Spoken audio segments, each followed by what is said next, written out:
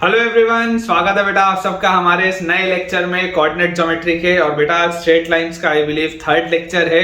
हमने अभी तक point form, point slope form में और 2 पॉइंट फॉर्म में, इंटरसेप्ट फॉर्म में, पॉइंट इंटरसेप्ट फॉर्म में क्या क्या इक्वेशंस होती हैं स्ट्रेट लाइन की, वो सारी चीजें देखी हैं।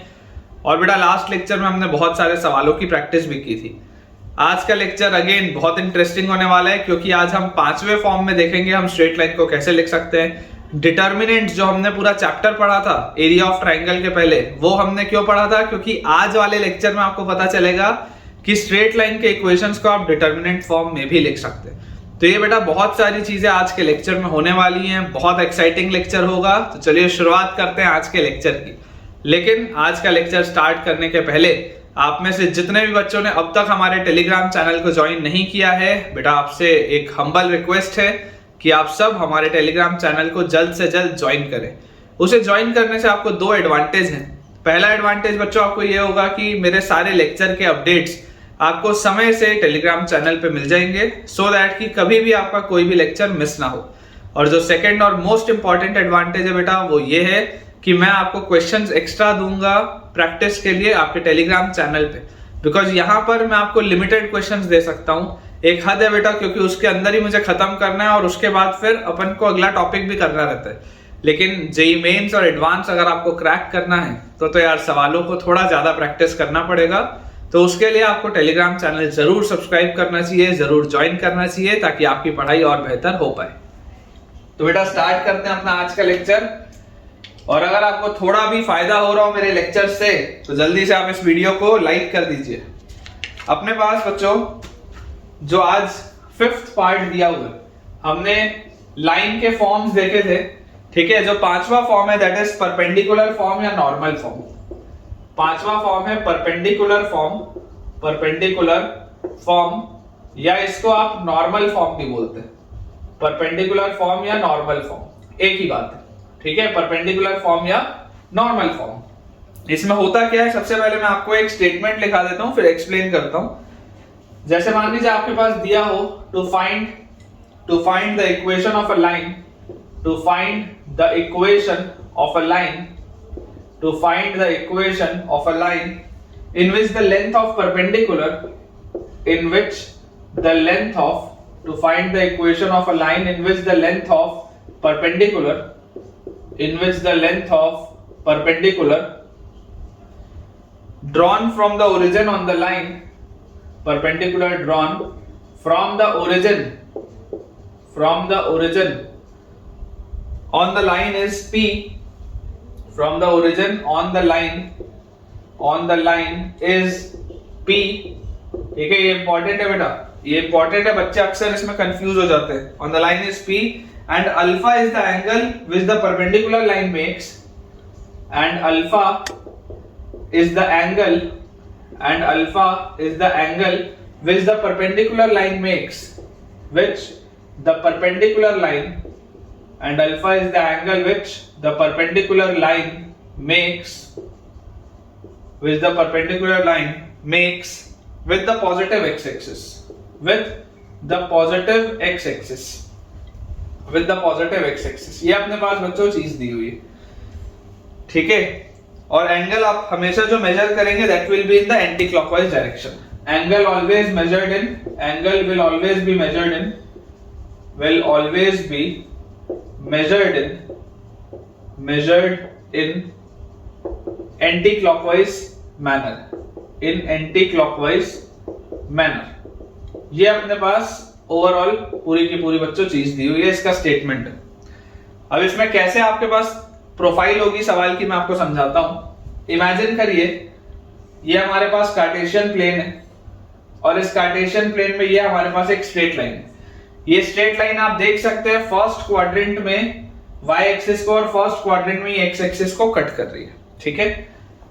ये आपकी वाई एक्सिस है, this is your x axis. अब बोला जा रहा है कि अगर आपके पास इस स्ट्रेट लाइन का distance from the origin small p है, परपेंडिकुलर डिस्टेंस, क्या लिखा है? To find the equation of a line in which the length of perpendicular drawn from the origin on the line is p।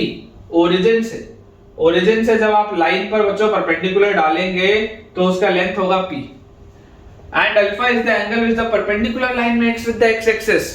ध्यान इसमें बच्चों ये देना है कि ये जो परपेंडिकुलर लाइन होती है ये एक्स एक्सिस से जो एंगल बनाती है वो अल्फा है।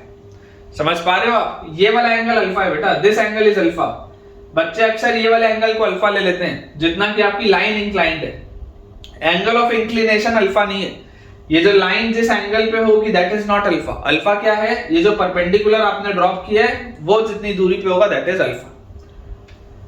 तो अब देखो, अगर बच्चों आप इसको मान लो a,0, ठीक है, इसको ले लेते हैं वर्टेक्स a, और इसको अगर मैं ले लूं वर्टेक्स b, इसके अपन कोऑर्डिनेट्स अगर ले लें 0, b, तो हमें बच्चों जो बात समझ में आती है, समझ में आने वाली बात कौन सी है? बहुत सिंपल सी है कि स्ट्रेट लाइन का इक्वेशन इंटरसेप्ट फॉर्म में क्या होता है? x by x intercept plus y by y intercept is equal to 1। यही होता है स्ट्रेट लाइन का equation, x by x intercept plus y by y intercept is equal to 1। ये हमारे पास स्ट्रेट लाइन का इक्वेशन आता है। और अगर बच्चों ये मेरे पास स्ट्रेट लाइन का इक्वेशन है, तो अब मैं अगर आपको बोलूं कि यार मुझे इस a का लेंथ जानने में इंटरेस्ट है, मुझे इस a का लेंथ जानना है, तो मैं आपको बोलता हूं कि अगर ये ओरिजिन O है, ठीक है, if this is origin O, आप ऐसा करो, आप इस परपेंडिकुलर को मान लो m, OM बोल दो। तो थोड़ा ध्यान से आप ट्राइंगल OAM देखो, थोड़ा ध्यान से आप बेटा ट्राइंगल OAM देखो। तो ट्राइंगल OAM में हमको क्या दिखाई दे रहा है कि अगर मैं cos अल्फा बोलूंगा, थोड़ा सा बेटा अगर आप चाहें तो अपनी नोटबुक घुमा सकते हैं, नोटबुक घुमा के देखिए, cos alpha will B base upon hypotenuse. तो बेस अपॉन हाइपोटेन्यूस अगर आप करेंगे तो आपके पास आ जाएगा p बाय a। तो a का वैल्यू क्या आएगा? क्लियरली आप यहां से बोल सकते हैं a will be equal to p by cos alpha, मतलब p sec alpha. a will be equal to p sec alpha, ये चीज आ जाएगी हमारे पास a की जगह पे, बिल्कुल सही है। अगर मैं b निकालना चाहूं, b, तो मुझे एक बात ये पता है कि ये एंगल कितना है, देखो ध्यान से, ये आपके पास एंगल अल्फा है, तो ये वाला जो एंगल होगा बेटा छोटा सा, ये वाला एंगल 90 माइनस अल्फा होगा क्या? क्योंकि ये y एक्सिस और x एक्सिस दोनों आपस में 90 डिग्री पे होते हैं। अगर एक एंगल अल्फा है तो दूसरा एंगल होगा 90 माइनस अल्फा। और अगर बच्चों ये 90 माइनस अल्फा है, ये आपने परपेंडिकुलर डाला था, ये 90 है, तो ये वाला एंगल क्या होगा? ये वाला एंगल आपके पास होगा अल्फा। ये अल्फा है तो ये वाला भी एंगल अल्फा आएगा। अब बेटा आप एक बार ट्राइंगल कौन सा देखें? आप बच्चों ट्राइंगल देखिए OBM, इन ट्राइंगल OBM। तो ट्राइंगल OBM में बेटा अगर मैं आपको बोलूं कि मुझे आप बताओ, यहां से अगर हम देखें, ये अल्फा है, ये p है, मेरा इसको जानने में इंटरेस्ट है, परपेंडिकुलर व हाइपोटेन्यूस करेंगे sin अल्फा। sin अल्फा क्या आ जाएगा? sin alpha will B perpendicular upon hypotenuse, यहां पर b है तो p बाय b आएगा, p बाय b। तो क्लियरली आप देख सकते हैं b का वैल्यू कितना आएगा? p बाय sin अल्फा, मतलब p कोसेक अल्फा। ये अपने पास आ जाएगा p कोसेक अल्फा, ठीक है, ये चीज आ गई। तो जो स्ट्रेट लाइन का इक्वेशन मिला, स्ट्रेट लाइन का इक्वेशन क्या मिला? x by x intercept, x intercept मतलब p sec alpha plus y by y intercept, तो y बाय y इंटरसेप्ट मतलब p cosec alpha is equal to 1। ये चीज आ गई अपने पास। तो यार यहां से मैं क्या बोल सकता हूं? 1 बाय sec अल्फा तो cos अल्फा होता है, तो x cos alpha plus 1 bye cosec alpha तो sin अल्फा होता है, तो y sin अल्फा। और ये जो p इन दोनों में कॉमन है उसको उस साइड ले जाऊं तो यहां मैं p लिख सकता हूं। ये रिलेशन होता है बेटा जो मुझे याद रखना है, ये रिलेशन बच्चों मुझे याद रखना है कि अगर अल्फा एंगल है परपेंडिकुलर लाइन का in the anti clockwise direction, और अगर length of perpendicular drawn from the origin on the line is p, तो जो स्ट्रेट लाइन का इक्वेशन होता है बेटा, वो स्ट्रेट लाइन का इक्वेशन होता है x cos alpha plus y sin alpha is equal to p। ये बात बच्चों अपने को पता होनी चाहिए कि ये आपके पास आ जाता है x cos alpha plus y sin alpha is equal to p। मतलब आप इमेजिन करिए, अगर मैं आपको क्वेश्चन के रूप में बोलूं कि आपके पास इस तरीके से बेटा एक कार्टेशियन प्लेन दिया हुआ है, और इस कार्टेशियन प्लेन में हमारे पास लेट अस से यहां पर एक ये लाइन दी है, ठीक है, ये बच्चों हमारे पास लाइन दी हुई है, और इस लाइन में, इसको थोड़ा सा छोटा कर लेते हैं, इस लाइन में ये आपने परपेंडिकुलर ड्रॉप किया ओरिजिन से, इस लाइन में आपने बच्चों ये परपेंडिकुलर ड्रॉप किया ओरिजिन से। अब आपके पास जो लेंथ ऑफ परपेंडिकुलर ड्रॉप है, ये स्मॉल p की वैल्यू है आपके पास हाफ। ये जो आपने बेटा यहाँ पर परपेंडिकुलर ड्रॉप किया है विच इज स्मॉल p, इसकी वैल्यू हाफ है। और अल्फा क्या होता था? अल्फा होता था वो एंगल जो ये लेंथ ऑफ परपेंडिकुलर बनाता था, कहां से? x एक्सिस से। यही तो लिखा ना, angle which the perpendicular line makes with the x axis. तो ये वाला एंगल बच्चों, ये पूरा एंगल जो है ये आपको दिया हुआ है 120 डिग्री, ठीक है।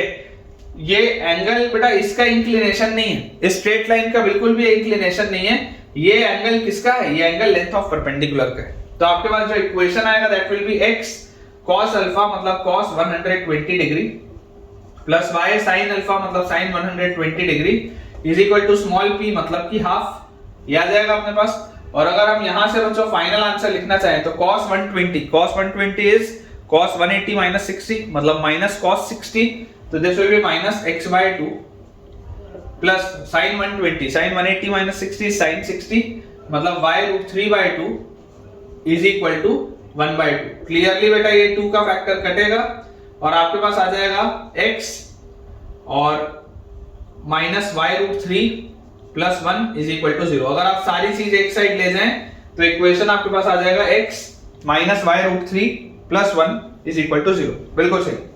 चलिए एक सवाल मैं आपको और कराता हूं और इस पर बेस मैं आपको कुछ और प्रोफाइल्स दिखाता हूं। जैसे बच्चों देखिए इस पर बेस आपके पास और प्रोफाइल्स कैसी हो सकती हैं कि अगर आपके पास ये पहले क्वाड्रेंट का लाइन होता तो पहले क्वाड्रेंट के लाइन में तो देखो आपको ये बात क्लियर हुई कि अगर ये मेरे पास परपेंडिकुलर होगा P तो ये एंगल होगा अल्फा, इक्वेशन ऑफ लाइन हमेशा सेम होगा। लेकिन इस तरीके के केस में आपको क्या दिखाई दे रहा है कि अल्फा जो है वो क्लियरली किसके बीच में, 0 से पाई बाय 2 के बीच में, पहले क्वाड्रेंट में अल्फा, ये बात आती है अपने को समझ में। सिमिलरली हमारे पास सेकंड प्रोफाइल ऐसी हो सकती है बेटा इस तरीके की जो अभी मैंने आपको सवाल में दिखाई कि अगर आपके पास ये है लेंथ ऑफ परपेंडिकुलर P तो इसमें अल्फा क्या हो जाएगा, अल्फा ये पूरा एंगल हो जाएगा, अल्फा ये पूरा एंगल हो जाएगा। तो आपके पास इस केस में बच्चों अल्फा कहां से कहां आएगा, अल्फा आपके पास आएगा पाई बाय 2 से लेकर पाई के बीच में, अल्फा आपके पास ऑब्ट्यूज हो जाएगा सेकंड क्वाड्रेंट में। सिमिलरली अगर मान लो मैं इस तरीके का बच्चों केस एक बनाऊं ऐसा वाला, अगर मैं इस तरीके की एक लाइन बनाऊं तो मुझे इसमें दिखाई देता है कि यहां से अगर मैं ये परपेंडिकुलर ड्रॉप करूंगा तो this will B small p और एंगल ये क्या होगा, ये पूरा अल्फा होगा। देखो अब अल्फा 180 डिग्री से भी बड़ा हो गया। आपको एंगल अल्फा जो होगा वो हमेशा ही एंटी क्लॉकवाइज में लेना है, हमेशा ही एंटी क्लॉकवाइज में लेना है और positive side of x axis से लेना है, ठीक है ना। ये आपका कार्टेशियन प्लेन है, मैं एरो बना देता हूं बस, बाकी आप एक्स वाई सब लिखते रहना, ठीक है। इस तरीके से आपके पास आ जाएगा। तो यहां पर आपके पास इक्वेशन ऑफ लाइन सेम रहेगा लेकिन अल्फा का मूवमेंट हो जाएगा पाई से लेकर 3 पाई बाय 2 तक, ठीक है। अल्फा का मूवमेंट आ जाएगा from pi to 3 pi by 2। And similarly अगर मेरे पास ये लास्ट ऐसा वाला केस आ जाए इस तरीके का, कुछ ऐसा बच्चों अगर मेरे पास केस आ जाए, ये आपका है लेंथ ऑफ परपेंडिकुलर P और अल्फा है ये पूरा, अल्फा है ये पूरा एंगल, तो अब आप देख सकते हैं अल्फा 270 डिग्री से ही बड़ा हो चुका है। तो इस केस में अल्फा जो आ जाएगा that will lie between 3 pi by 2 and 2 पाई। इस केस में अल्फा आपके पास आ जाएगा बिटवीन 3 पाई बाय 2 एंड 2 पाई, ठीक है। तो ये बेटा अलग अलग प्रोफाइल के सवाल हो सकते हैं। लेंथ ऑफ जो तब आपका इक्वेशन ऑफ लाइन होगा वो हमेशा सेम होगा, that is x cos alpha plus y sin alpha is equal to p। आपके पास चाहे कैसा भी प्रोफाइल है, चाहे वो इस तरीके की लाइन हो, ये लाइन हो, ऐसी लाइन हो या ऐसी लाइन हो, इन्हीं चार में से कोई एक होगी, इन्हीं चार में से बेटा कोई एक होगी। अगर अदरवाइज तो वो हॉरिजॉन्टल या वर्टिकल अगर लाइन होगी तब तो डायरेक्टली आप सॉल्व कर सकते हो। तो अगर इस तरीके का कोई भी केस आए रिजल्ट हमेशा सेम रहेगा, बस हमको ये देखना है कि एंगल कहां से कहां के बीच में वेरी करता है। क्वेश्चन अपने पास दिया हुआ है बेटा, क्वेश्चन अपने पास लिखा है इस प्रोफाइल पर, find the equation of a straight line, find the equation of a straight line, find the equation of a straight line on which the length of perpendicular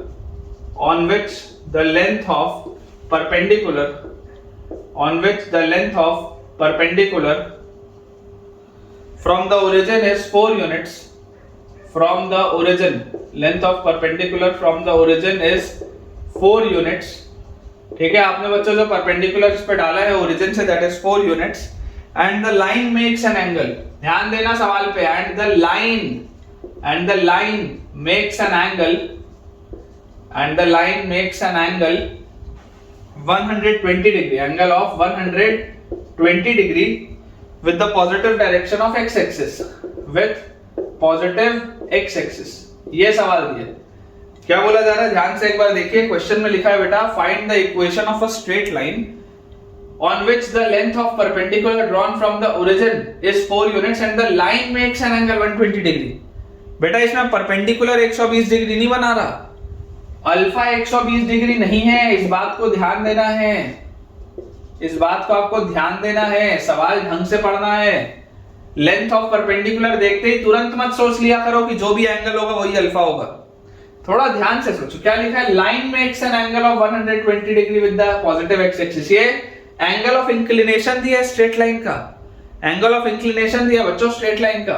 तो आपके पास देखिए किस तरीके का लाइन आ जाएगा, अगर 120 डिग्री का बच्चों ये बना रहा है एंगल, स्ट्रेट लाइन जो है वो अगर 120 डिग्री का एंगल बना रहा है, तो ये 120 डिग्री का एंगल ऐसा भी हो सकता है और ऐसा भी हो सकता है, कुछ ऐसा ही होगा, कुछ इसी तरीके का होगा। अभी अल्फा क्या है मेरे को नहीं पता, अल्फा क्या है मेरे को नहीं पता, लेकिन आप देख सकते हैं कि अगर 120 डिग्री का एंगल बन रहा है तो या तो आपके पास ऐसी लाइन होगी 120 डिग्री लेके, या ऐसी लाइन होगी 120 डिग्री लेके। बात तो एक ही, स्ट्रेट लाइन का जो एंगल ऑफ इंक्लिनेशन है वो 120 डिग्री है। Length of perpendicular drawn from the origin is 4। Imagine करो अगर मैं ये ऊपर वाला केस लूं, ठीक है, फिलहाल के लिए नीचे वाला अपन केस नहीं लेते, इसको अलग से सॉल्व कर लेंगे। फिलहाल के लिए अगर मान लो ये मैं ऊपर वाला बच्चों बस केस लूं, तो यहां पर आपको दिखाई दे रहा है कि लेंथ ऑफ परपेंडिकुलर आपके पास कितना दिया है, 4 दिया है। This length of perpendicular P is 4, ठीक है, ये अपने पास दिया हुआ है 4 यूनिट्स। तो line makes an angle 120 degree with the positive x axis. तो इस लाइन का इक्वेशन क्या होगा? अब तरीका क्या है, आपको कायदे से ये वाला एंगल निकालने में इंटरेस्ट होना चाहिए। तो अगर ये 120 डिग्री है तो बच्चों उसके बगल का एंगल कितना होगा, 60 डिग्री होगा क्या, क्योंकि लीनियर पेयर। अच्छा ये अगर 60 है ये 90 है तो 150, तो यार ये जो एंगल बनाएगा ये कितना बनाएगा, 30 डिग्री बनाएगा क्या? मतलब कि परपेंडिकुलर जो है, लेंथ ऑफ परपेंडिकुलर जो है वो एक्स एक्सिस से कितना एंगल बना रही है, वो एंगल बना रही है 30 डिग्री का, ठीक है। तो यहां पर बच्चों अल्फा जो आएगा आपके पास दैट विल बी 30 डिग्री। तो आपके पास जो इक्वेशन ऑफ लाइन आएगा, हमारे हिसाब से जो आपके पास इक्वेशन ऑफ लाइन आएगा that will be x cos alpha. x cos alpha मतलब x cos 30 plus y sin 30 is equal to 1। x cos 30 plus y sin 30 is equal to, sorry 1 नहीं, x cos alpha plus y sin alpha is equal to p होता है, तो is equal to 4 ये आ जाएगा। तो यहां से अपने पास आ गया x √3/2 plus y/2 is equal to 4। तो क्लियरली आप बोल सकते हैं √3x plus y is equal to 8। देख लो आप, यही आ जाएगा क्या, √3x plus y will be equal to 8। बिल्कुल सही होगा, बिल्कुल करेक्ट है that √3x plus y will be equal to 8। अब इसी में सेकंड प्रोफाइल आपके पास कैसी हो सकती थी, सेकंड प्रोफाइल आपके पास ऐसी भी हो सकती थी, इस तरीके, ठीक है। ऑल्दो मेरे पास जो इसका सॉल्यूशन दिया वो सिर्फ ये दिया है, लेकिन मुझे ऐसी पूरी उम्मीद है कि अकेला अगर मैं ये करूंगा तो ये गलत हो जाएगा, क्योंकि ये सेकंड केस भी तो पॉसिबल है यार।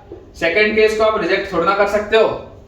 ये केस 1 था जिसमें कि आपने इस तरीके की लाइन ली, देखो आपको कहीं पर भी ये नहीं लिखा हुआ है कि इंटरसेप्ट्स दोनों पॉजिटिव हैं, कहीं पर भी ऐसा नहीं लिखा है। 120 डिग्री का एंगल अगर उधर बन सकता था तो 120 डिग्री का एंगल इधर भी बन सकता है, ऐसा भी बन सकता है। तो क्या लिखा हुआ है, find the equation of straight line, ये एक स्ट्रेट लाइन है on which the length of perpendicular from the origin is 4 units। length of perpendicular, अगर आप ये perpendicular बेटा ड्रॉ करेंगे तो इसका आपके पास लेंथ दिया हुआ है 4 units and the line makes an angle 120 degree with the positive x axis। बिल्कुल ऐसी लाइन भी आपके पास हो सकती है। तो इस केस में बेटा आप समझिए इस बात को कि if this is 120 डिग्री, ये वाला एंगल जो होगा छोटा सा, ये आपके पास आ जाएगा 60 डिग्री, ये 90 डिग्री, तो ये एंगल आ जाएगा 30 डिग्री, ठीक है क्या। ये वाला बेटा जो छोटा सा एंगल है दिस विल बी 30 डिग्री। ये 120 है तो ये 60 आएगा, ये 90 है, 150 है तो 30 आएगा। मतलब कि अल्फा कितना हो जाएगा, अल्फा विल बी 180 प्लस 30। इस केस में अल्फा आ जाएगा 210 डिग्री। इस केस में अल्फा हमारे पास कितना आ जाएगा, 210 डिग्री। बेसिकली ये वाली लाइन और ये वाली लाइन दोनों पैरेलल ही होंगी। जो मैं यहाँ पर बोल रहा हूँ ना बेटा कि इस तरीके का भी अपने पास एक फिगर हो सकता है, ये दोनों लाइंस पैरेलल ही होंगी। अभी आप पढ़ोगे, आज ही के लेक्चर में मैं कोशिश करूंगा कि मैं आपको पैरेलल लाइंस वाला भी कांसेप्ट समझा दूं।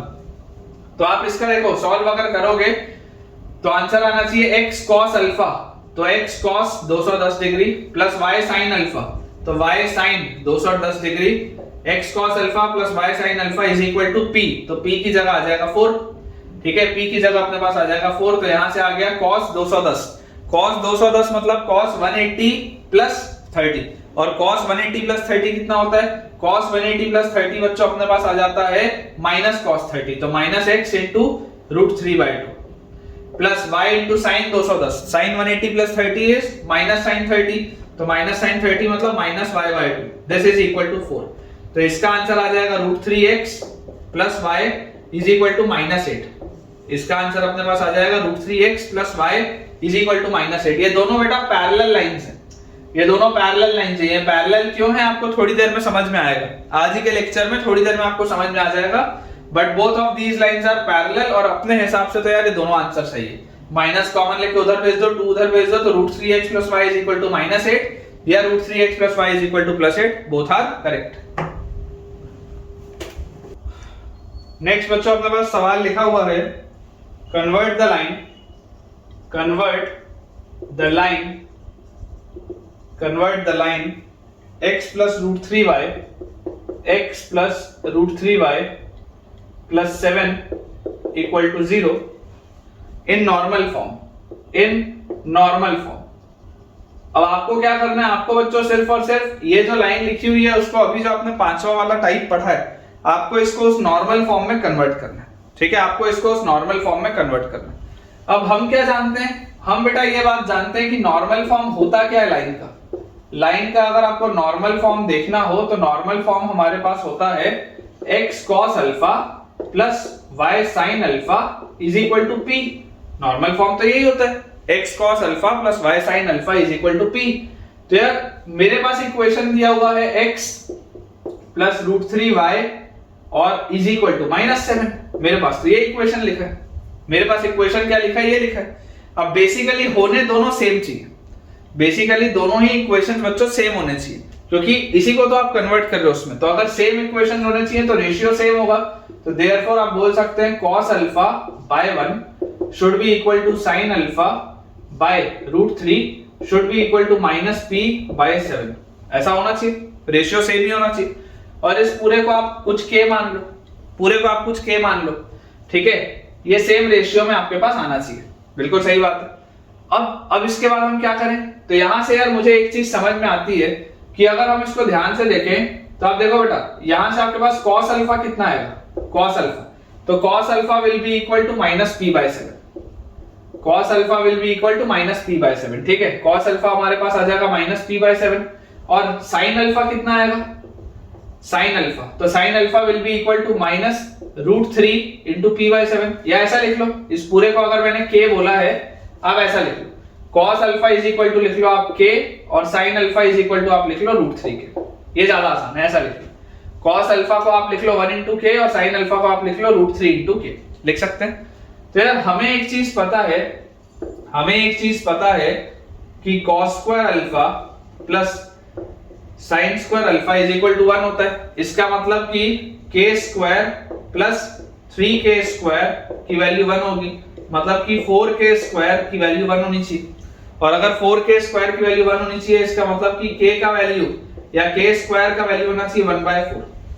अब आप इस बात को बच्चों समझिए कि यार p क्या है, p एक पॉजिटिव क्वांटिटी, ये जो p है it is a positive quantity क्योंकि ये लेंथ ऑफ परपेंडिकुलर है। तो अगर p एक पॉजिटिव क्वांटिटी है, 7 एक पॉजिटिव क्वांटिटी है, मतलब अगर इस पूरे को मैंने अगर k बोला है तो k मस्ट बी नेगेटिव। सोच के देखो, क्योंकि यहाँ माइनस साइन लगा है ना, तो k को भी नेगेटिव होना पड़ेगा ना, क्योंकि p/7 तो पॉजिटिव क्वांटिटी थी। तो यार अगर k नेगेटिव होना पड़ेगा इसका मतलब k की वैल्यू क्या आएगी, -1/2 आएगी। यहां से देखो k की दो वैल्यूज आ रही थी, k की वैल्यू हाफ भी आ रही थी और -1/2 भी आ रही थी, लेकिन आपको हाफ को रिजेक्ट करना पड़ेगा, है ना। हाफ विल बी रिजेक्टेड, क्यों, क्योंकि अगर k की वैल्यू हाफ हो गई तो लेंथ ऑफ परपेंडिकुलर नेगेटिव हो जाएगा। तो यार यहां से अपने पास आ गया therefore cos alpha is equal to k, तो k मतलब -1/2। फिर sin alpha is equal to कितना आ जाएगा, √3k, तो -√3/2 आ जाएगा। और उसके बाद अगर मैं p की बात करूं तो p की वैल्यू कितनी आएगी, p will be -7k, p will be -7k, तो -7k मतलब कि p विल बी 7/2। देखिए -7 इंटू k की वैल्यू -1/2 है तो p विल बी 7/2। तो मेरे पास ये जो लाइन का इक्वेशन होना चाहिए वो होना चाहिए क्या, x cos अल्फा मतलब x into -1/2, x cos alpha plus y sin alpha मतलब y into -√3/2 is equal to x cos alpha plus y sin alpha is equal to p, मतलब this should be equal to 7/2। ये अपना answer होना चाहिए। This is your normal form, this is your normal form जिसमें आपको दिखाई दे रहा है where p is equal to 7/2 और अल्फा कितना होगा, अल्फा कितना होगा बेटा? तो आप जरा मुझे सोच के बताओ, साइन की वैल्यू नेगेटिव है, कॉस की वैल्यू भी नेगेटिव है। कौन से क्वाड्रेंट में होता है? थर्ड क्वाड्रेंट में। और आपके पास एंगल कितना आ रहा है? साइन का आ रहा है -√3/2, 240 डिग्री लगता है बेटा मुझे, 240 डिग्री, क्योंकि साइन ऑफ 240 डिग्री को आप बोलोगे साइन ऑफ 180 प्लस 60, और 180 प्लस 60 मतलब minus sign 60। Alpha beta 240 degree होगा। और अगर बेटा अल्फा 240 डिग्री होगा, इसका मतलब आपको पता है इक्वेशन, ये लाइन का जो ग्राफ होगा वो कैसा होगा? आपके पास बेटा कुछ ऐसा ग्राफ आएगा इसका। ये आपने परपेंडिकुलर ड्रॉप किया, ये एंगल है 240 डिग्री, ठीक है, दिस इज 240 डिग्री। ये आपके पास है length of perpendicular p which is 7/2, और इक्वेशन ऑफ लाइन बच्चों आपको देखो दिखाई दे रहा है कितना, x plus √3y plus 7 is equal to 0। x plus √3y plus 7 is equal to 0। ये आपके पास आएगा बेटा, चेक कर लीजिए, आप चेक कर लीजिए। अल्फा का वैल्यू बिल्कुल सही है, alpha will be equal to 240 degree, बिल्कुल करेक्ट है अपने पास। और जो लेंथ ऑफ परपेंडिकुलर p अपने पास आ रहा है बेटा दैट इज 7/2। अगेन बिल्कुल सही। चलिए अगला सवाल देखते हैं, या रादर अगले टॉपिक की तरफ बेटा आगे बढ़ते हैं। तो अब बेटा अपना जो नेक्स्ट टॉपिक है that his lines in determinant form. Lines in determinant form. Basically आपको बच्चों ये याद रखने की जरूरत है कि हमने जो डिटरमिनेंट्स वाला पूरा चैप्टर पढ़ा था, जिसको मैंने एक लेक्चर में सारे बेसिक्स आपको कराए थे, वो मैंने आपको क्या बोल के कराया था? मैंने आपको उसमें बच्चों यही चीज बोली थी कि अगर आपको डिटरमिनेंट्स नहीं आता होगा तो कई सारी चीजें कोऑर्डिनेट ज्योमेट्री की आपकी अटकेंगी। Area of triangle, shoelace formula, फिर अभी जो मैं लाइंस आपको बताऊंगा डिटरमिनेंट फॉर्म में कैसे लिखते हैं, ये सारी चीजें बेटा बिना डिटरमिनेंट के नॉलेज के आपको समझ में नहीं आती। जरूर मैं आपको ये चीज भी बता दूं कि अभी हमने डिटरमिनेंट पूरा नहीं पढ़ा है। डिटरमिनेंट क्लास 12th का टॉपिक है, जेई के सिलेबस में क्लास 12th में उसको कराया जाता है, और 4-5 उसमें लेक्चर लगते हैं मिनिमम। हालांकि मैं पढ़ाऊंगा तो मैं 6-7 लेक्चर में पढ़ाऊंगा। अभी मैंने आपको सिर्फ एक लेक्चर डिटरमिनेंट का डाला, ऑलमोस्ट 2 घंटे का, ठीक है। तो मेरे हिसाब से जितना डिटरमिनेंट आपको क्लास 11th में जितने का नॉलेज होना चाहिए था, जो प्रॉपर्टीज आपको पता होनी चाहिए थी, वो मैंने आपको बता दिया है। और उसके आधार पर बेटा आज का आपको पूरा लेक्चर बढ़िया से आप समझ में आएगा। और अगर आपने वो डिटरमिनेंट का लेक्चर नहीं देखा है तो पहले उसको देख लो, अदरवाइज आज का लेक्चर आपको समझने में अब दिक्कत आएगी। अपने पास लिखा हुआ है कि जैसे लाइंस पासिंग थ्रू, लाइंस या line passing through x1 y1, line passing through x1 y1 and x2 y2, ठीक है। अब आपको पता है कि यार 2 पॉइंट फॉर्म तो आपको आता ही है, 2 पॉइंट फॉर्म तो आपको आता ही है। Line passing through x1 y1 and x2 y2 होता क्या है? ये होता है y minus y1 is equal to y2 minus y1 upon x2 minus x1 into x minus x1। यही तो होता है स्लोप फॉर्म, तो यही होता है 2 पॉइंट फॉर्म में। ये स्लोप है, ये आपके पास y1 है, ये x1 है, इस तरीके से आपके पास इक्वेशन आ जाता है लाइन का। अब इसमें समझने वाली बात क्या है? तो बच्चों समझने वाली बात आपके लिए ये है कि मैं आपको डिटरमिनेंट फॉर्म से सॉल्व नहीं कराऊंगा सवाल को। मैं जो स्ट्रेट लाइंस के इक्वेशन लिखूंगा वो मैं कभी भी डिटरमिनेंट फॉर्म में स्ट्रेट लाइन का इक्वेशन नहीं लिखूंगा, लेकिन कई बार ऑप्शंस में डिटरमिनेंट फॉर्म में दिया होता है, तो हमको डिटरमिनेंट फॉर्म समझ में आना चाहिए कि लिखा क्या। हम तो जो सॉल्व करेंगे, हम तो सिंपल जो 5 फॉर्म पढ़े उसी से सॉल्व करेंगे। हम डिटरमिनेंट फॉर्म से जबरदस्ती कभी भी सॉल्व नहीं करेंगे। लेकिन डिटरमिनेंट फॉर्म पता क्यों होना चाहिए? क्योंकि जब मेरे पास सवाल में 4 ऑप्शंस दिए होते हैं तो हो सकता है उन ऑप्शंस में कोई ऑप्शन डिटरमिनेंट फॉर्म में लिखा हो, इसलिए मुझे आइडिया होना चाहिए कि लिखा क्या। सिर्फ इसलिए डिटरमिनेंट फॉर्म में आपको पढ़ा रहा हूं। तो इस सेम चीज को बेटा आप लिख सकते हैं, जैसे आप एरिया ऑफ ट्राइंगल लिखते हैं। कंसेप्ट क्या होता है? अगर आपके पास एक पॉइंट है x1 y1 और एक दूसरा पॉइंट है x2 y2, तो इससे पास होने वाली कोई भी लाइन के लिए आप एक जनरल पॉइंट ले लो x, y। इससे पास होने वाली कोई भी लाइन के लिए आप एक जनरल पॉइंट ले लो x, y। तो अगर ये तीनों पॉइंट्स सेम लाइन पे लाई करेंगे, कोलिनियरिटी का कंसेप्ट क्या बोलता है? कोलिनियरिटी का कंसेप्ट बोलता है x y1 y1 1 x2 y2 1 is equal to 0। आप इसको सॉल्व कर लीजिए या इसको देख लीजिए, सेम आएगा, सेम रिजल्ट आएगा। चलो करके दिखा देता हूं। अगर भरोसा नहीं है तो मैं करके दिखा देता हूं, कोई दिक्कत नहीं है ना। ये जो मैंने लिखा है ये जो बच्चों मैंने लिखा है ये कंडीशन ऑफ कोलिनियरिटी तो है ही, ये कंडीशन ऑफ कोलिनियरिटी तो है ही, लेकिन कंडीशन ऑफ कोलिनियरिटी के अलावा also this is the equation of straight line, also this is the equation of straight line passing through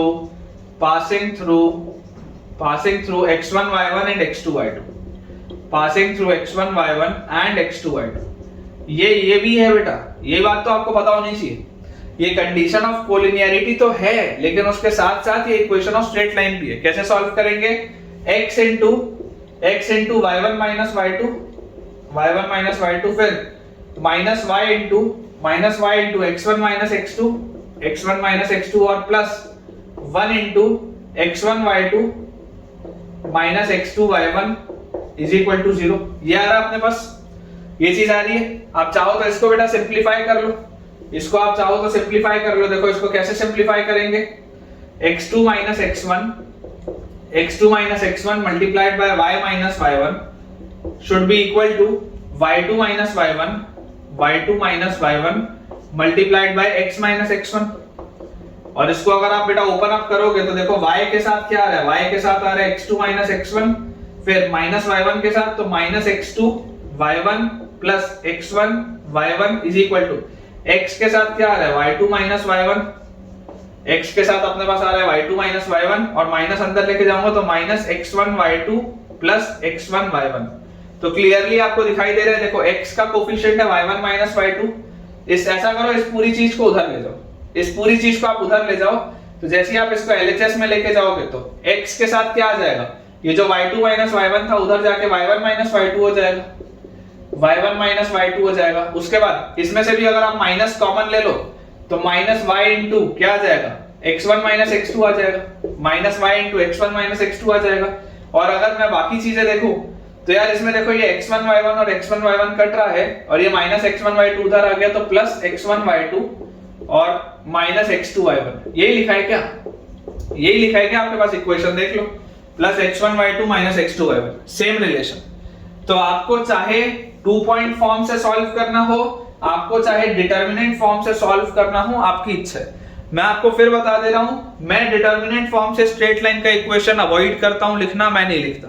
ये टॉपिक पढ़ना क्यों जरूरी है? ये टॉपिक पढ़ना सिर्फ और सिर्फ इसलिए जरूरी है कि इन केस ऑप्शंस में अगर कोई स्ट्रेट लाइन का इक्वेशन डिटरमिनेंट फॉर्म में आ गया या सवाल में सामने से आपके पास डिटरमिनेंट फॉर्म में स्ट्रेट लाइन का इक्वेशन लिख दिया गया तो पता तो हो कि बोला क्या जा रहा है। सिर्फ ये रीजन है और कोई भी रीजन नहीं। मैं फिर बोल रहा हूं, सिर्फ यही रीजन है। अनलेस आपको सवाल में कहीं पर डिटरमिनेंट फॉर्म दिखेगा तभी आप डिटरमिनेंट फॉर्म में स्ट्रेट लाइन का इक्वेशन लिखिए, अदरवाइज तो आप डायरेक्टली लिखिए ना यार।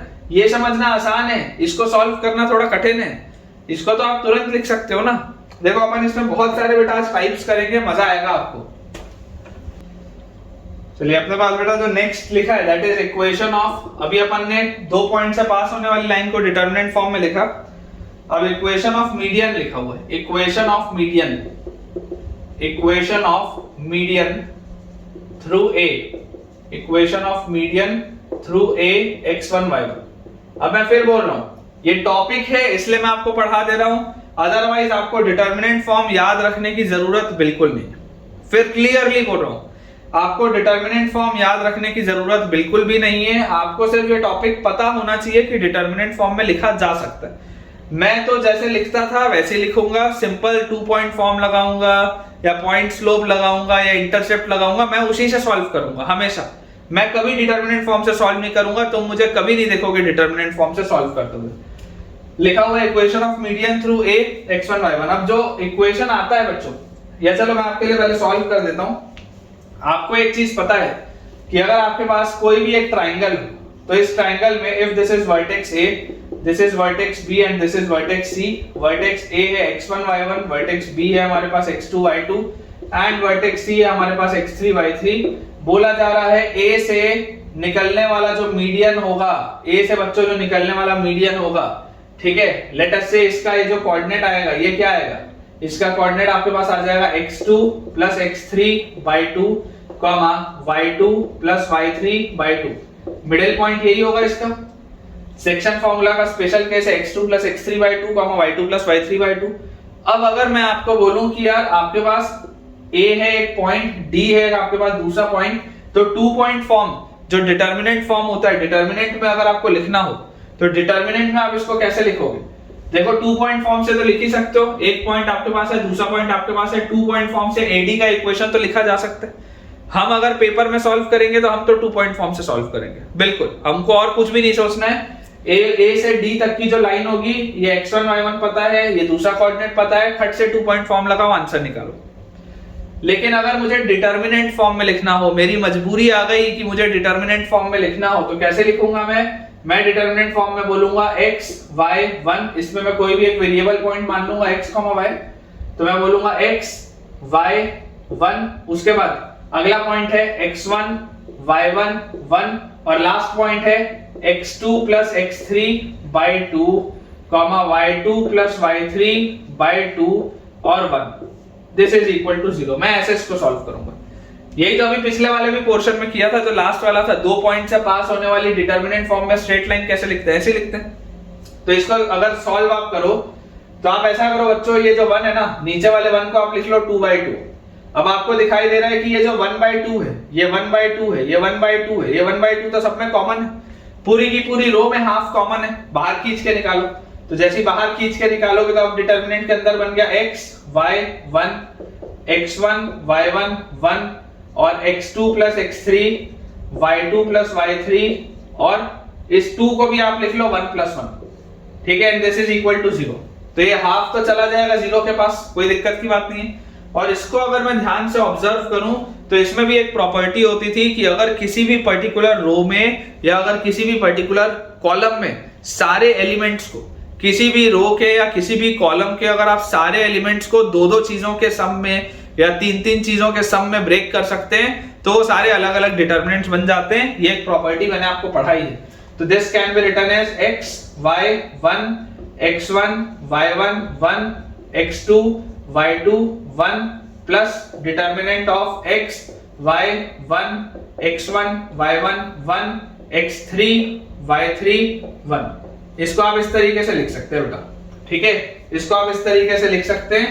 ये 2 डिटर्मिनेंट्स है, ये जो पूरा मैंने लिखा है, ये जो बच्चों मैंने पूरा लिखा है, ये जो पूरी चीज है, ये क्या है? This is equation of AD, equation of AD, median AD, equation of median AD in determinant form, in determinant form. अब फिर बोल दो, इसको याद करने का जरूरत बिल्कुल नहीं, हम तो सिंपल 2 पॉइंट फॉर्म लगा के खटाखट सॉल्व करेंगे। ये सिर्फ इसलिए बताया जा रहा है कि कभी गलती से तुम्हारी किस्मत बेकार हुई और इस तरीके का डिटर्मिनेंट फॉर्म पेपर में आ गया तो तुमको पता हो कि लिखा क्या है, तुमको आइडिया होना चाहिए, ठीक है। चलिए अगला देखते हैं बेटा। अगला बच्चों अपने पास लिखा हुआ है जो थर्ड में है, थर्ड में हमारे पास लिखा है, सिर्फ प्रैक्टिस के लिए आपको करा रहा हूं, equation of internal and external angle bisectors.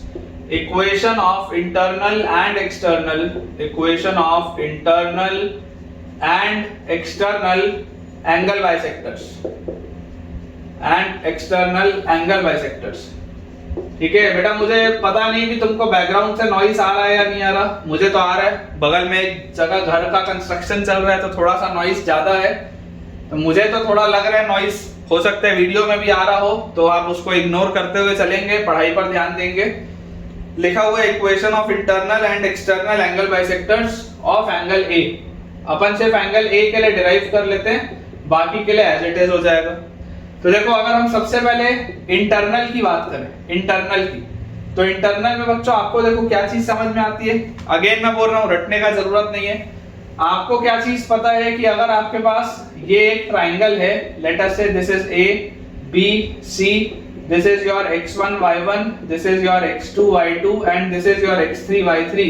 तो क्लियरली मुझे एक चीज पता है कि अगर ये इसका एंगल बाइसेक्टर है, if this is angle bisector, तो ये सामने वाला b के सामने b होता है, c के सामने c होता है, ये इंटरनल c/b के रेशियो में डिवाइड करता है, ठीक है ना। ये बात अपने को पता है। इस वाले पॉइंट को बेटा अपन अगर वर्टेक्स d बोल दें तो आपको पता है कि bd by cd जो होगा वो c/b में होगा, ठीक है। अब अगर बेटा ये c/b में होगा तो आप d के कोऑर्डिनेट्स क्या बोलोगे? Coordinates of point d will be cx3 plus bx2 upon b plus c, comma cy3 plus by2 upon b plus C. ये अपने पास आएगी पूरी चीज, ये आएंगे d के कोऑर्डिनेट्स। तो equation of line AD in determinant form क्या हो जाएगा, डिटरमिनेंट ऑफ x y 1, फिर दो कोऑर्डिनेट्स अगर आप देखेंगे तो आपके पास है x1 y1 और 1, x1 y1 1, और लास्ट में बच्चों आपको दिख रहा है ये देखो cx3 plus bx2 upon b plus C, फिर है cy3 plus by2 upon b plus C, और लास्ट में है 1। This will be equal to 0। यही होता है कि अगर दो पॉइंट से पास होती हुई लाइन का इक्वेशन में चाहिए हो तो ऐसे लिखते हैं। तो यार यहां से मुझे समझ में आता है कि अगर मैं ये वाले 1 को b प्लस सी बाय b प्लस सी लिख दूं तो कोई नुकसान तो है नहीं। अगर ये वाले 1 को मैं b प्लस सी बाय b प्लस सी लिख दूं तो कोई भी नुकसान नहीं है। अब मुझे दिखाई दे रहा है कि ये जो तीसरी वाली बच्चों पूरी रो है, इस तीसरी वाली पूरी रो में से 1 बाय b प्लस सी तो बाहर निकल रहा है। ये तीसरी वाली पूरी रो में से 1 बाय b प्लस सी बाहर निकल रहा है, उसको बाहर निकालो। अंदर डिटरमिनेंट क्या लिख दिया, x y 1 x1 y1 1, और उसके बाद cx3 प्लस bx2 फिर cy3 प्लस by2, और उसके बाद b प्लस सी। ये अपने पास बच्चों चीज दी हुई है, दिस इज इक्वल टू 0। ये अपने पास चीज दी हुई है। आप देख सकते हैं पूरी की पूरी तीसरी रो के हर एलिमेंट को आप दो चीजों के उसमें बेटा ब्रेक करके लिख सकते हैं। तो आप ऐसा कर लो, इस b प्लस सी को आप लिख लो c प्लस b, एक ही बात है। b प्लस सी को आप लिख लो c प्लस b। क्यों ऐसा मैंने बोला देखो, और ये 1 बाय b प्लस सी को तो आप RHS से भेज दोगे तो हट जाएगा। तो ये आपके पास हो गया x y 1 x1 y1 1 cx3 और cy3 और c plus determinant of x y 1 x1 y1 1 और bx2 by2 और b, this is equal to 0। Clearly एक चीज मुझे और दिख रही है कि तीसरी वाली जो रो है इसमें हर एलिमेंट में c कॉमन है। तो अगर हर एलिमेंट में बच्चों c कॉमन है तो c को तो बाहर निकालो, तो आप c को लिख लो बाहर। और वैसे ही यहाँ पर तीसरी वाली रो में हर एलिमेंट में b कॉमन है, तो आप सब में से b बाहर निकालो और इसको लिख लो यहाँ। तो आपके पास जो फाइनल ये आया, ये है equation of internal angle bisector. ये जो मैंने पूरा बेटा बॉक्स बनाया है, this is the equation of internal angle bisector. क्या आ जाएगा, equation of internal angle bisector आपके पास आएगा b times x y1 x1 y1 1 x2 y2 1 plus c times x y1 x1 y1 1 और x3 y3 1। ठीक है, ये अपने पास बच्चों आ जाएगा, this is your internal angle bisector. अब सिमिलरली अगर मान लो आपको एक्सटर्नल एंगल बाइसेक्टर करना हो, अगर बच्चों आपको एक्सटर्नल एंगल बाइसेक्टर करना हो तो तरीका क्या होगा, तरीका बहुत सिंपल सा है कि यार आप ये समझिए कि आपके पास ये ऐसा कहीं पे आएगा एक्सटर्नल एंगल बाइसेक्टर। इसको देखो मैंने एक डॉटेड लाइन बना के एक्सटेंड किया, ये डॉटेड लाइन बच्चों मैंने बना के देखो एक्सटेंड किया।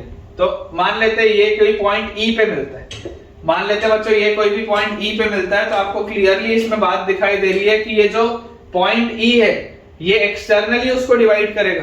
तो अगर बेटा ये पॉइंट E इसको एक्सटर्नली डिवाइड कर रहा होगा तो आप याद करिए हार्मोनिक कॉन्जुगेट का कंसेप्ट क्या होता था हार्मोनिक कॉन्जुगेट में, कि अगर पॉइंट D इसको इंटरनली डिवाइड कर रहा है C/B में, तो पॉइंट E जो होता था वो उसको एक्सटर्नली डिवाइड करता था C/B में। मतलब कि BE by CE will be equal to again C by B। ये C by B होगा, लेकिन दिस डिवीजन इज एक्सटर्नल, तो एक्सटर्नल डिवीजन का मतलब क्या होता था कि पॉइंट E के आपके पास बच्चों जो कोऑर्डिनेट्स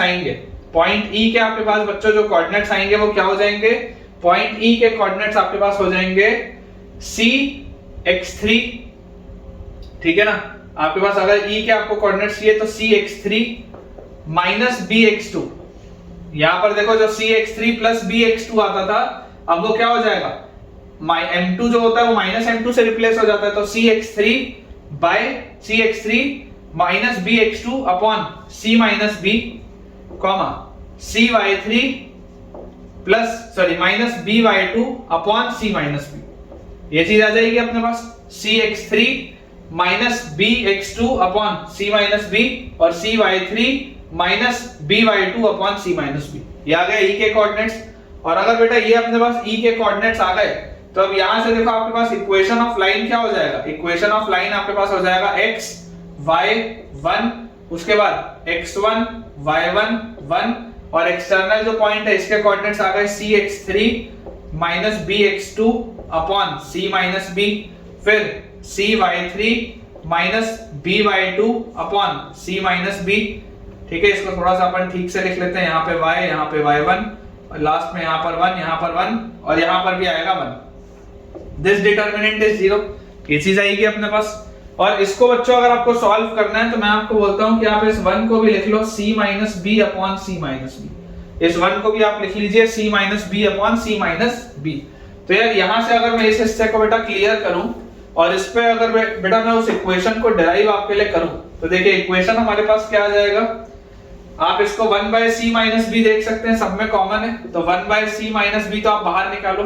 ये अपन एक्सटर्नल डिवीजन देख रहे हैं, ठीक है ना, ये अपना एक्सटर्नल डिवीजन चल रहा है, तो 1 बाय सी माइनस बी बाहर, और डिटर्मिनेंट के अंदर अपने पास आ गया x y 1, फिर x1 y1 1, और लास्ट में cx3 माइनस bx2, फिर cy3 माइनस by2 और c minus b। This is equal to 0। ये अपने पास बच्चों दिया, c माइनस b नीचे में से कॉमन निकलता था वो हटा दिया। अब इसको अगर उस साइड भेज दूंगा तो गायब हो जाएगा, और यहाँ पर आ जाएगा x y 1 x1 y1 1 और cx3 और cy3 और c। ये आ गया पहला डिटर्मिनेंट। फिर प्लस दूसरा डिटर्मिनेंट क्या आ जाएगा, x y 1 x1 y1 1 और माइनस bx2 माइनस by2 और minus b is equal to 0। Clear है बेटा, बिल्कुल क्लियर है कि देखो नीचे वाले में तीसरी रो में सब में c कॉमन निकल रहा है तो आप c को बाहर निकाल लो। यहां पर सब में से माइनस b कॉमन निकल रहा है, क्या कॉमन निकल रहा है, माइनस b। तो अगर माइनस b बेटा मैं सब में से कॉमन निकाल दूंगा तो माइनस b बाहर निकालते ही आपके पास यहां पर आ जाएगा माइनस b। तो आपके पास इक्वेशन देखो क्या आ गया, यहां पर ये प्लस b के साथ आता है, वो वाली चीज माइनस b के साथ आती है। सिर्फ यही अंतर है बेटा, इंटरनल और एक्सटर्नल डिवीजन में सिर्फ और सिर्फ यही अंतर है। तो कोई भी घबराने की बात नहीं है, बहुत आसानी से आप इन चीजों को सॉल्व कर सकते हैं, समझ सकते हैं। ठीक है, c वाले के साथ x3 वाली चीजें आती है और b वाले के साथ x2 वाली चीजें आती है। ये आपका इंटरनल डिवीजन का है, this is of internal division, और ये बेटा अपने पास एक्सटर्नल डिवीजन का है। मैं फिर बोल रहा हूं, इसको याद रखने का थोड़ा सा भी जरूरत नहीं है, एक पैसे का भी जरूरत नहीं है, सिर्फ टॉपिक है इसलिए करा दे रहा हूं ताकि आपको एक बेसिक आइडिया लग जाए कि स्ट्रेट लाइन का इक्वेशन लिखा कैसे जाता है। अगला अपने पास बच्चों लिखा हुआ है equation of altitude through a. ठीक है, मैं सारी चीजें आपको देखो लिख के दिखा दे रहा हूं, equation of altitude through a. और ये चीज की बेटा मैं आपको गारंटी दे रहा हूं कि इसका मैं यूज कभी नहीं करूंगा, है ना, इसका मैं यूज कभी भी नहीं करूंगा, ये गारंटी दे रहा हूं। डिटर्मिनेंट फॉर्म बार बार बोल रहा हूं, अभी तक 4-5 बार बोल दिया, सिर्फ तब यूज करूंगा जब सवाल में बोला होगा, सवाल में लिखा होगा डिटर्मिनेंट फॉर्म, तभी, नहीं तो नहीं करेंगे। खैर, अगर आपको ऑल्टीट्यूड की बच्चों बात करनी है, इमेजिन करिए ये आपके पास एक ट्राइंगल है which is a x1 y1 b x2 y2 and c x3 y3। अब इस ट्राइंगल के अंदर अगर आपने एक ऑल्टीट्यूड बच्चों ड्रॉप किया, लेट अस से एट पॉइंट D, तो हमें एक बात पता है कि B के सामने B होता है, C के सामने C होता है। ये जो BD का लेंथ होगा, BD, ये BD का लेंथ क्या होगा, BD will be equal to ये C cos B, और ये जो CD होगा, CD will be equal to B cos C। यार यही तो अपन ने प्रोजेक्शन फॉर्मूला में पढ़ा था ना कि A का वैल्यू क्या होता था, C cos B plus B cos C। ये पढ़ के भी आए अपन प्रोजेक्शन फॉर्मूला में। तो ऑल्टीट्यूड जो होता है बेटा, वर्टेक्स D जो होता है, वर्टेक्स D इसको सामने वाले साइड को किन कोऑर्डिनेट्स में ब्रेक करता है, किस रेशियो में ब्रेक करता है, तो ये इसको ब्रेक करता है C cos B is to B cos C में, ये इसको ब्रेक करता है C cos B is to B cos C में। तो अगर आप वर्टेक्स D के कोऑर्डिनेट्स बोलेंगे, ठीक है, तो बेसिकली ये C cos B m1 का काम कर रहा है और ये B cos C m2 का काम कर रहा है। तो आपके पास वर्टेक्स D के कोऑर्डिनेट क्या आ जाएंगे, m1 x2, ठीक है ना। एक सेकंड, यहां पर आपके पास ये x2 y2 है, ये x3 y3 है, यहां पर m1 है, यहां पर m2 है। m1 x3, तो m1 x3 मतलब c cos b into x3, m1 x3 plus m2 x2, तो प्लस m2 into x2 मतलब b cos c into x2 upon m1 plus m2, तो m1 plus m2 आपके पास बोलो क्या आ जाएगा, c cos b plus b cos c को आप a लिख सकते हो, m1 plus m2 c cos b plus b cos c को आप a लिख सकते हैं, कॉमा वर्टेक्स d का y कोऑर्डिनेट क्या आ जाएगा, m1 y3 मतलब कि c cos b y3 plus b cos c y2 upon again m1 plus m2 में आप a लिख सकते हैं। तो मिल गया अपने पास वर्टेक्स d का भी कोऑर्डिनेट। और जैसे ही बच्चों वर्टेक्स d का मेरे पास कोऑर्डिनेट आ गया, अब जरा ध्यान से सोचो, थोड़ा सा बेटा ध्यान से सोचो कि इसको क्या हम ऐसा लिख सकते हैं कि डिटरमिनेंट फॉर्म में AD का जो लाइन होगा डिटरमिनेंट फॉर्म में that will be x y1 फिर x1 y1 1 और तीसरा कोऑर्डिनेट क्या है, तीसरा कोऑर्डिनेट है आपके पास c cos b x3 plus b cos c x2 by a। वैसे दूसरा कोऑर्डिनेट क्या है, c cos b y3 plus b cos c y2 by a और लास्ट वाला 1, दिस इज इक्वल टू 0। यही आंसर होना चाहिए। तो इसको अगर बच्चों मैं ऐसा लिख लूं, इसको अगर बेटा मैं लिख लूं a बाय a तो चलेगा क्या, या आप ऐसा करो a मत लिखो, a लिखने में तुमको समझने में थोड़ा दिक्कत होगा, तो मैं इसको ऐसे लिखो c cos b plus b cos c, वैसे ही रहने दो, कोई दिक्कत नहीं, इसको आप वैसे ही रहने दो c cos b plus b cos c, ठीक है। यहां पर भी नीचे c cos b plus b cos c और यहां पर भी आपके पास आ जाएगा c cos b plus b cos c, ठीक है। इसको थोड़ा सा अपन ठीक से लिख लेते हैं, यहां पर y, यहां पर y1 b cos c और लास्ट वाला जो आपके पास है दैट वाज 1 और यहां पर जो 1 है, यहां वाले 1 को क्या मैं ऐसा लिख लूं c cos b plus b cos c by c cos b plus b cos c। 1 के बदले अपन ने ये लिख लिया, इसका डिटरमिनेंट इज इक्वल टू 0। 1 के बदले अपन ने लिख लिया c cos b plus b cos c। अब आपको बच्चों दिखाई दे रहा है कि ये 1 by c cos b plus b cos c, 1 by c cos b plus b cos c, 1 by c cos b plus b cos c बाहर, तो यार इसको तो बाहर कर लो, 1 by c cos b plus b cos c और determinant के अंदर अपने पास क्या आ गया x y1 x1 y1 1 और उसके बाद c cos b x3 plus b cos c x2, फिर अगले वाले में आ गया c cos b y3 plus b cos c y2, फिर लास्ट वाले में आ गया c cos b plus b cos c।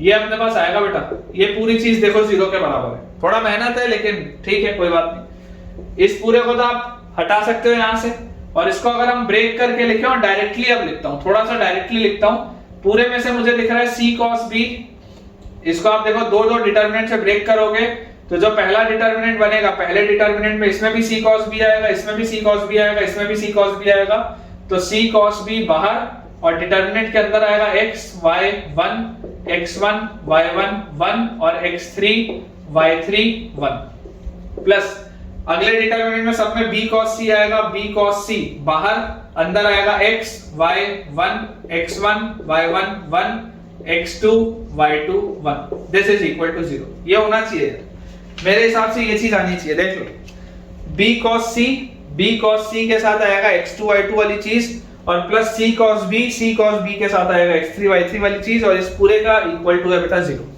ये आपका ऑल्टीट्यूड का इक्वेशन है। अब मैं बोलूंगा कि यार मुझे पागल कुत्ते ने तो काटा नहीं है कि मैं इतना मेहनत करूंगा, ऐसा थोड़ा ना सॉल्व करूंगा यार पेपर में, बेटा टाइम कितना कीमती है, इसको रट तो सकते नहीं और ना ही ऐसे सॉल्व करना है, सिर्फ सिलेबस में है इसलिए करवा रहे कि अगर ऐसी चीज आपको मान लो एग्जाम में क्वेश्चन के रूप में दिख गई, क्वेश्चन में ही अगर ये लिखा दिया तो कम से कम समझ में तो आए कि भाई साहब ऑल्टीट्यूड की बात हो रही है, थोड़ा तो चमके कि ऑल्टीट्यूड की बात हो रही है, बाकी सॉल्व ऐसे कतई भी अपने को नहीं करना है। चलिए एक बेटा लास्ट अपने पास इस तरीके का डिटरमिनेंट फॉर्म में और है लिखने की चीज, उसके बाद ये डिटरमिनेंट फॉर्म कंप्लीट हो जाएगा। लिखा हुआ equation of line equation of line through A, equation of line through A x1 y1 and parallel to the base BC and parallel to the base BC। ये आपके पास बेटा चीज लिखी, equation of line through A and parallel to the base BC। मतलब कि इसमें क्या बोला जा रहा है कि अगर मेरे पास इस तरीके का एक ट्राइंगल दिया हुआ है, ये A है, ये B है, ये C है, तो आपको बोला जा रहा है कि BC के पैरेलल एक आपको लाइन बनानी है। आपको ये वाली लाइन है, आपको इस लाइन का इक्वेशन बताना है which is parallel to BC, which is parallel to BC and passes through point A, which is parallel to BC and passes through point A। आपको ये वाली लाइन का बच्चों इक्वेशन बताना है। तो ये मैं आपको कंस्ट्रक्शन कर देता हूं, ठीक है। दिस इज योर कंस्ट्रक्शन कि आप ट्राइंगल को एक पैरेललोग्राम में कन्वर्ट करिए, ये आपका कंस्ट्रक्शन। कर सकते हैं ऐसा कंस्ट्रक्शन। अब जैसे बेटा हम ये कंस्ट्रक्शन करेंगे तो हमें एक चीज का आइडिया लग जाता है। उस चीज का आइडिया क्या है, मान लेते हैं इसके पॉइंट्स को आप मान लो small a comma small b। आपको नहीं पता है क्या है, लेकिन आप मान लो this is small a comma small b। Vertex a आपके पास दिया हुआ है x1 y1, वर्टेक्स b आपके पास दिया हुआ है x2 y2, वर्टेक्स c आपके पास दिया हुआ है x3 y3। ये हमारे पास दिया है। तो कुल मिला के मेरे को जो इक्वेशन चाहिए लाइन का, मुझे बच्चों जो इक्वेशन चाहिए लाइन का वो क्या होगा, x y1 x1 y1 1 a b 1। अगर ये दो पॉइंट्स, अगर ये ए बी मुझे मिल गया तो ये लाइन का इक्वेशन मिल जाएगा फिर, क्योंकि मैं बोल रहा हूं कि ये लाइन इसके पैरेलल है, ये लाइन इसके पैरेलल है, ए से पास होती है, तो मैंने कंस्ट्रक्ट करके एक पैरेललोग्राम ही बना दिया। ओरिजिनली सवाल में ये नहीं दिया था, ओरिजिनली सवाल में ये नहीं दिया था, लेकिन मैं बोल रहा हूं कि तुम एक पैरेललोग्राम ही बना दो। क्या नुकसान, कोई नुकसान नहीं, फायदा होगा। अगर ए और बी मिल गया तो आंसर आ जाएगा, एक पॉइंट दूसरा पॉइंट, लाइन का इक्वेशन यही होता है, फायदा हो जाएगा। कुल मिला के ए और बी अपने को चाहिए। पैरेललोग्राम की एक प्रॉपर्टी होती है, क्या होती है पैरेललोग्राम की प्रॉपर्टी, कि if this is point D, तो यार diagonals bisect each other, diagonals bisect each other. तो अगर बच्चों डायगोनल्स बाइसेक्ट ईच अदर होते हैं तो मिड पॉइंट सेम होना चाहिए, मतलब कि mid point of AC, mid point of AC should be equal to mid point of BD, mid point of AC should be equal to mid point of BD। AC और BD का mid point same होना चाहिए। तो AC का mid point आएगा x1 plus x3 by 2, y1 plus y3 by 2, और BD का बच्चों मिड पॉइंट अपने पास क्या आ जाएगा, a plus x2 by 2, b plus y2 by 2। तो अगर हम इसमें कंपेयर करें तो कंपेयर करते ही हमको पता चल जाता है कि a की वैल्यू देखो क्या आ रही है। अगर ये x कोऑर्डिनेट को x कोऑर्डिनेट से कंपेयर करोगे, 2 से 2 कटेगा, a की वैल्यू आएगी x1 minus x2 plus x3, x1 minus x2 plus x3। और वैसे b की वैल्यू क्या आएगी, अगर कंपेयर करोगे 2 से 2 कटेगा, b will be again y1 minus y2 plus y3, y1 minus y2 plus y3। ये आ गया अपने पास।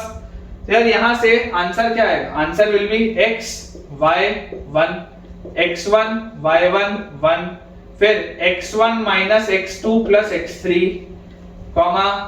y1 minus y2 plus y3 1 is equal to 0। ये आंसर होना चाहिए। सिंप्लीफाई कर लो, जैसे आप इसको सिंप्लीफाई करोगे x y1 x1 y1 1। अब देखो नीचे वाली जो रो है बेटा, ये जो नीचे वाली आपके पास रो है, इस नीचे वाली रो को आप अगर ध्यान से देखें तो आप इसको हर टर्म को 3-3 टर्म्स में ब्रेक कर सकते हैं। 1 माइनस 1 प्लस 1 अगर लिख लूं तो यहां से देखो अपने को फायदा क्या होगा, फायदा अपने पास ये आ जाएगा कि x y1 x1 y1 1। देखो इफेक्टिवली 1 ही लिखा हुआ है, लेकिन अब इसको लिखेंगे तो x1 फिर नीचे y1 और फिर 1 प्लस अगला डिटरमिनेंट क्या आ जाएगा, x y1 x1 y1 1, और उसके बाद माइनस x2 फिर माइनस y2 और फिर माइनस 1, और प्लस तीसरा determinant x y1 x1 y1 1 और प्लस x3 y3 1। आप इसको बेटा इस तरीके से 3 डिटरमिनेंट में ब्रेक कर सकते हैं, और जैसे ही आपने इसको 3 डिटरमिनेंट में ब्रेक कर दिया तो यार आप देख सकते हैं बेटा ये तो 0 हो जाएगा, ये वाली पूरी चीज तो 0 हो जाएगी, क्योंकि इसमें क्या हो रहा है, इसमें आपके पास ये 2 रोज सेम हो जा रही है, तो ये तो गया। यहां पर आप देख सकते हैं पूरे में से माइनस कॉमन है, माइनस बाहर निकाल लो और ये तो एज इट इज है, तो अपना रिजल्ट आ जाएगा x y 1, फिर x1 y1 1, फिर x3 y3 1, और इस पूरे में से अगर मैं माइनस ले लूं तो minus determinant of x y1 x1 y1 1 और x2 y2 1, this is equal to 0। Check कर लीजिए बेटा, ये आपके पास आ जाएगा, ठीक है, ये अपने पास रिजल्ट आ जाएगा, बहुत आसान सा है और यूज कभी भी इसको नहीं करना है। ठीक है बच्चों, तो आज हमने डिटर्मिनेंट फॉर्म में स्ट्रेट लाइन का पूरा पोर्शन बहुत बढ़िया से देखा है, और आज के लिए हम लेक्चर इतना ही रखेंगे। और आज के बेटा लेक्चर के एंड पे मैं आपको आपके टेलीग्राम चैनल पे बहुत सारे सवाल शेयर करूंगा, तो उन्हें जरूर आप प्रैक्टिस करिएगा ताकि आपका कॉन्फिडेंस स्ट्रेट लाइन में और इंक्रीज हो पाए। मुझे उम्मीद है कि आपको आज का लेक्चर बहुत पसंद आया होगा, आपने काफी बेटा पसंद किया होगा, इंटरेस्ट लिया होगा। तो जो भी आपको आज अच्छा लगा हो, आपने नया सीखा हो, मुझे कमेंट्स में जरूर बताइए। अगर वीडियो अच्छा लगा हो तो वीडियो को एक लाइक, चैनल को सब्सक्राइब और दोस्तों के साथ वीडियो को शेयर करें ताकि उनकी भी पढ़ाई और अच्छी हो पाए। Thank you.